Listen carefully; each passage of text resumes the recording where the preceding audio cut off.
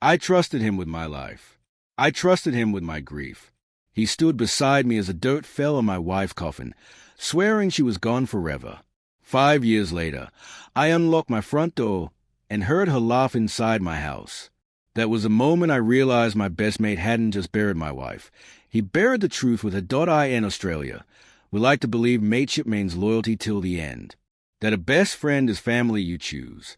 So when my world collapsed the day my wife died, there was only one bloke I leaned on, Liam, my best friend since high school. He organized the funeral.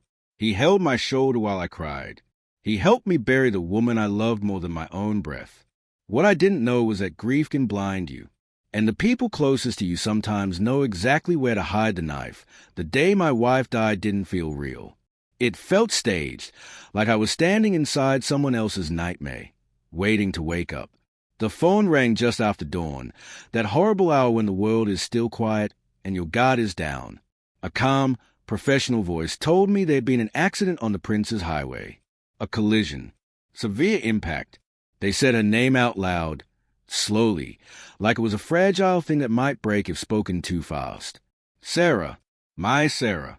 In that moment, the kitchen floor disappeared beneath my feet, and I remember sliding down the cupboard door, my back scraping against the wood, my chest burning as if I'd swallowed fire. I kept asking the same stupid question over and over. Is she alive?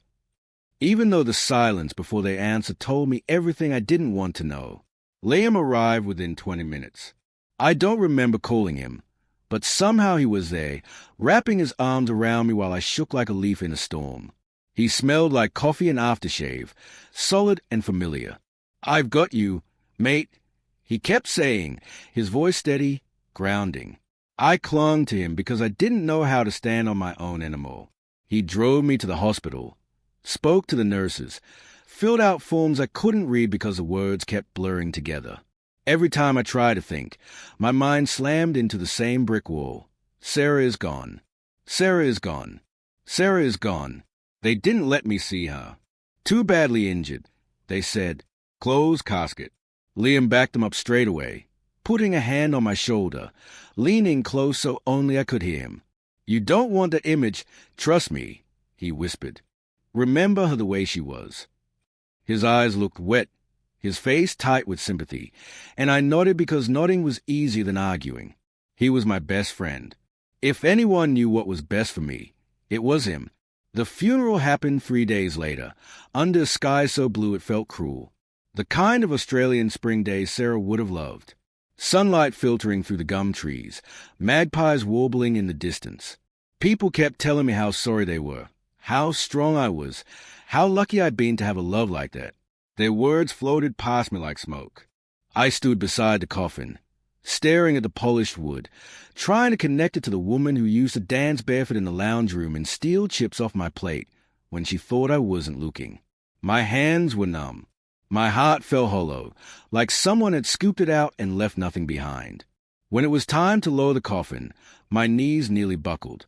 Liam stepped in closer, his arm firm around my back, holding me upright as the ropes creaked and the box descended into the earth. I heard the thud of dirt hitting the lid, each sound a dull punch to the chest. That's when it finally broke me. I sobbed openly, ugly, animal sounds ripping out my throat, not caring who saw. Liam didn't let go. He stood there with me until the grave was filled, until the last handful of soil was smoothed over and the flowers placed on top. He helped me bury my wife. I will never forget that. The weeks after blurred into one long, gray stretch of time. I barely slept. When I did, I dreamed of Sarah calling my name from somewhere far away, just out of reach. I'd wake up gasping, sheets tangled around my legs, heart racing like I'd been chased. Liam checked on me every day. Sometimes he cooked. Sometimes he just sat there, drinking beer with me in silence, letting me talk when I could and holding space when I couldn't. He listened to every memory, every regret, every I should have told her this, and I wish I'd done that. He never rushed me, never judged. He was patient, kind, dependable. The kind a mate everyone hopes to have when life falls apart. At night, after he left, the house felt impossibly big. Sarah's shoes were still by the door. Her mug was still in the sink. Her jumper still hung over the back of the chair. I couldn't bring myself to move any of it. It felt like erasing her, like admitting she was truly gone. I'd sit on the edge of the bed, staring at the empty pillow beside me, listening to the tick of the clock and wondering how the world had the nerve to keep going when mine had ended. Sometimes I'd swear I could hear footsteps in the hallway, or feel the dip of the mattress like she was climbing in beside me. Every time I reached out, there was nothing. Liam kept telling me grief had no timetable, that it was normal to feel lost, that one day I'd wake up and the pain wouldn't be the first thing I felt. I believed him because I needed to believe someone. He was the anchor keeping me from drifting completely under. I trusted him with my tears, my anger, my darkest thoughts. I trusted him with the pieces of myself that were left after Sarah's death. Looking back now, that's the part that hurts the most. Not just that my wife died, or so I thought, but that in my weakest, most broken moment, I handed my heart to the one person who knew exactly how shattered it was. I stood at a grave believing the love of my life lay beneath the soil, while the truth was already being hidden from me. That day, as the earth closed over the coffin and Liam's hand tightened on my shoulder, I thought the worst thing imaginable had already happened. I had no idea it was only the beginning. 5 years sounds like a long time when you say it out loud, but when you're living inside grief, it moves strangely, too fast and too slow at the same time. Days dragged on, heavy and exhausting, while the years somehow slipped through my fingers without asking permission. After the funeral, after the casserole stopped arriving and the phone calls grew less frequent, it was just me and the silence. The house that once felt warm and alive turned into a museum of everything I'd lost. Every room held a memory, and every memory carried a sting. My heart began to hammer so hard it hurt. Each beat slammed against my ribs like it was trying to escape. I told myself not to move, not to breathe. If I stayed perfectly still, maybe the sound would disappear. Maybe reality would snap back into place and remind me of what I already knew. Sarah was dead. I buried her. I watched the dirt fall. I lived 5 years without her. But the laughter didn't stop. It grew louder, closer. Cutlery clinked. A chair scraped against the floor. I stepped inside. The house looked different, but wrong in a way that made my skin crawl. New furniture set where ours used to be. The walls were painted a lighter shade, trying, and failing, to erase the past. The air smelled like fresh coffee and something sweet baking in the oven. Normal, domestic, alive. Every step I took felt unreal, like walking through a dream where your legs move but the ground doesn't quite feel solid beneath you. Then I saw her. She was standing in the kitchen, her back to me, pouring coffee into 2 mugs.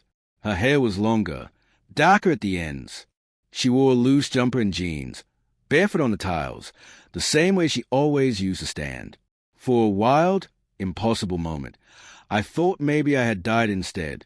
That this was some cruel afterlife where I could see her but never touch her. My mouth opened, but no sound came out. She turned. Her eyes met mine, and the world collapsed. Sarah's face drained of color. The mug slipped from her hand and shattered on the floor, coffee splashing across the tiles like a spreading stain. She stared at me as if she were looking at a ghost. Her lips parted, trembling, and she whispered my name so softly I almost missed it. Behind her, a chair scraped back sharply. Liam stood up, our eyes locked, and in that instant, everything I didn't yet understand somehow became devastatingly clear. His face told the story before a single word was spoken. The shock, the fear, the guilt that twisted his features like he'd been caught with his hand deep inside someone else's life, because he had. No one moved. No one spoke. The silence screamed. I don't remember crossing the room. But suddenly I was there, standing only a few steps away from them, my hands clenched into fists so tight my nails dug into my palms. I searched Sarah's face desperately, looking for signs of illness, injury, something, anything, that could explain this. But she looked healthy, real, alive, not a woman who'd been pulled from the wreckage of a fatal crash. "You're dead," I finally said. My voice sounded to my own ears, hoarse and cracked. "I buried you." Tears welled in her eyes, spilling over as she shook her head. "I never wanted you to find out like this." The room spun. I grabbed the edge of the counter to steady myself. Find out what? I snapped. That I'm losing my mind. Liam took a step forward, hands raised like he was calming a wild animal. Mate, just sit down. Yeah? Let us explain. Explain. The word hit me like a slap. You helped me bury my wife. I said slowly, each word burning its way out of my chest. You stood next to me while I cried, while I begged for her back. And now you're telling me there's an explanation. Sarah sobbed openly now, covering her mouth with her hand. Liam wouldn't look at her, wouldn't look at me either. The truth came out in pieces, jagged and ugly. Sarah had planned it for months. She said she felt trapped, suffocated, like she'd lost herself.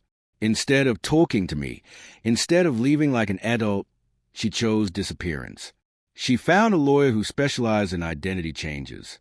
She staged the accident, the closed casket, the paperwork, and Liam, my best friend, helped her pull it off. He helped her vanish, helped sell the story, helped me grieve. They told me they fell in love somewhere along the way, that it just happened, that they didn't mean to hurt me. I laughed then, a harsh, broken sound that didn't belong to joy or humor or anything human. You didn't mean to hurt me, I repeated. You erased me. You stole 5 years of my life. You let me believe the woman I loved was rotting in the ground while you two played house. Sarah tried to reach for me. I stepped back like a touch would bone. I mourned you, I said, my voice shaking now despite my effort to stay calm. I talked to your ghost. I learned how to breathe without you. Do you have any idea what that does to someone? She cried harder, collapsing into the chair Liam had just left. I thought you'd move on. I thought it would be easier for you if I was dead. Easier? I snapped. You think this was easier? Liam finally spoke, his voice barely above a whisper. I was trying to protect you. That was it. Something inside me cracked wide open. Protect me? I shouted. You watched me break. You listened to me blame myself. You let me drown in grief while you were sleeping in my bed. He flinched like I'd struck him. I realized then that there was nothing left to say. No explanation that could make this make sense. No apology big enough to cover what they'd done.